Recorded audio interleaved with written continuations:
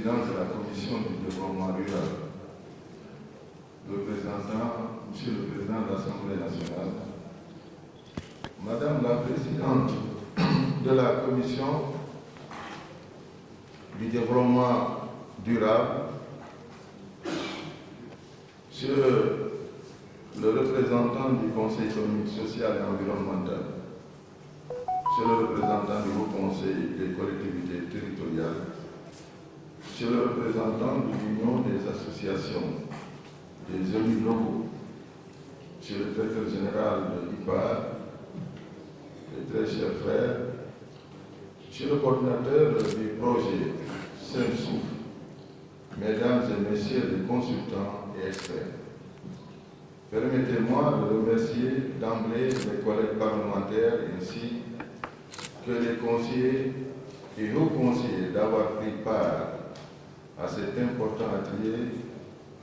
de partage sur le port pastoral en prélude de son adoption à l'Assemblée nationale. Je voudrais également exprimer mes vifs remerciements à nos deux présidents, le président de la Commission du développement rural, cher Seck, et Madame la Présidente du développement durable et de la transition écologique pour leur disponibilité permanente à travailler en parfaite synergie avec le réseau des parlementaires pour la promotion et la protection de l'environnement au Sénégal. Vous comprendrez avec moi que le présent atelier est une importante étape de la plénière. Pour ce faire, il faudra nous armer de connaissances dans lesquelles nous pouvons enrichir les débats à l'hémicycle. C'est pourquoi j'ai toujours placé la formation des parlementaires au premier rang des priorités du plan stratégique quinquennal de notre réseau. Mesdames et messieurs, c'est également l'occasion, au regard du travail abattu, de remercier et de saluer les efforts importants que le président de la République, le président Macky Sall et son gouvernement ont pu réaliser pour nous permettre d'arriver à un consensus sur l'actualisation et l'aménagement durable des parcours de bétail et la définition des zones de pâturage en tenant compte, bien sûr, des saisons ainsi que des périodes de culture et de récolte telles que décidées lors du Conseil des ministres du 24 novembre 2021.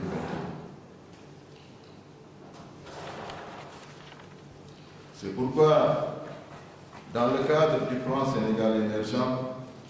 il a été relevé que le sous-secteur de l'élevage représente 28,8%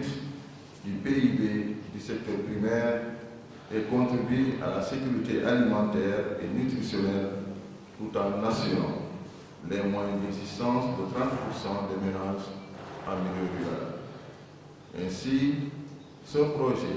de code pastoral qui a été adopté lors du Conseil des ministres du 28 décembre 2022 à Tambacounda n'est, chers frères, que la résultante des réformes juridiques et institutionnelles auxquelles le chef de l'État n'a cessé de rappeler le gouvernement. Mesdames et messieurs, chers parlementaires et conseillers, il est important de noter que dans notre pays, le système d'élevage pastoral également sont confrontés à des mutations très rapides et profondes qui affectent les agriculteurs, les éleveurs et les propriétaires de terres.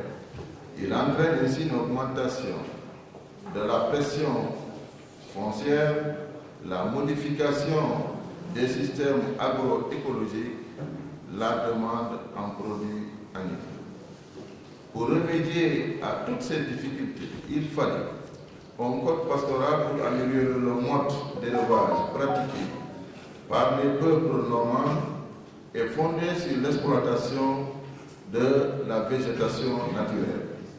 Tenant compte du rôle crucial des parlementaires en matière de vote des lois et d'évaluation des politiques publiques, il est nécessaire qu'ils soient informés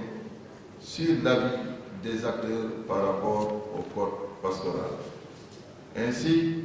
la contribution du projet Sensouf, que nous saluons d'ailleurs, appuie à l'amélioration et la gestion du foncier au Sénégal et mise en œuvre également par la GIZ, illustre encore une fois notre engagement à soutenir le développement du pastoralisme et nous sommes d'ailleurs déterminés à continuer à développer cette relation avec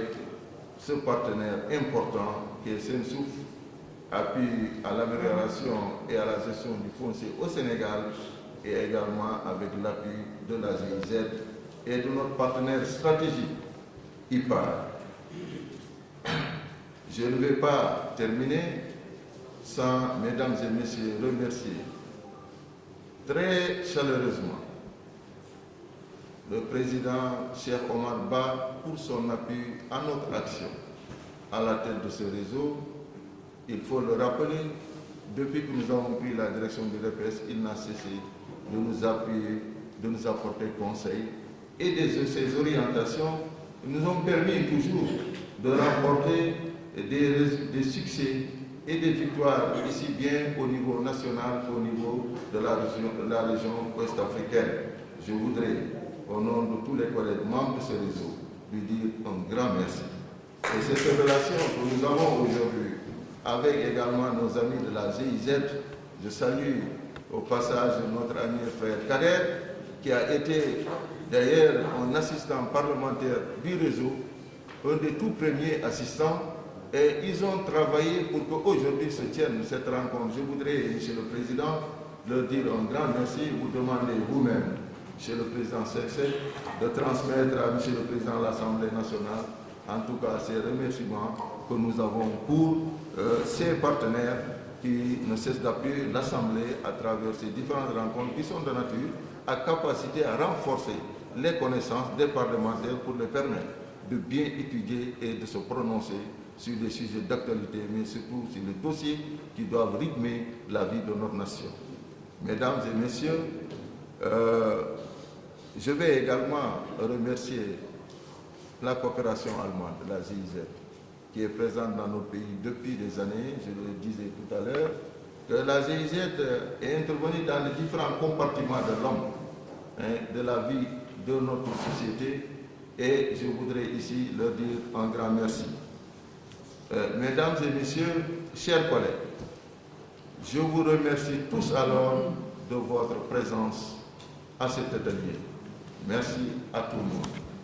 Merci.